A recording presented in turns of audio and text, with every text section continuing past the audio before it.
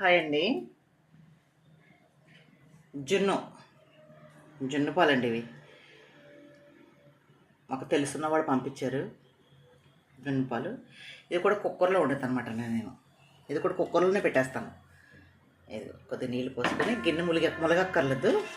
పోసుకొని మనం సింపుల్గా బెల్లం కలిపేసుకుని ఇందులో పాల్లో చిక్కన పాలు పోసారు. సోలడు పాలు అంటే హాఫ్ లీటర్లో సగం, పావు లీటర్ పాల్లో లీటరు చిక్కన పాలు, గేదె పాలు పోసి 4 ఇలాచి, ఒక హాఫ్ కిలోకి తక్కువ, పావు కిలోకి ఎక్కువ బెల్లం చక్కగా నీట్గా అన్నీ కలిపేసుకొని బెల్లం అంతా కరిగిన తర్వాత ఇలాచి, మిరియాలు పౌడర్ చేసుకొని ఇలా వేసుకొని కుక్కర్లో ఇలా సింపుల్గా అండి ఇలా పెట్టుకొని చక్కగా మీరు ఎప్పుడైనా వండుకుంటే వచ్చి అందరికీ రాకుండా ఉండదు.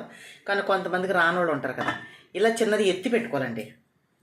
ఇలా ఎత్తి పెట్టుకోవాలి కంపల్సరీ. చిన్నది బరువు అయితే ఏదైనా పెట్టుకుంటే కుక్కర్ మూత పెట్టేస్తాం. కరెక్ట్గా 3 విజిల్ కానీ 4 విజిల్ కానీ వస్తే సరిపోతాయి. ఓకేనండి.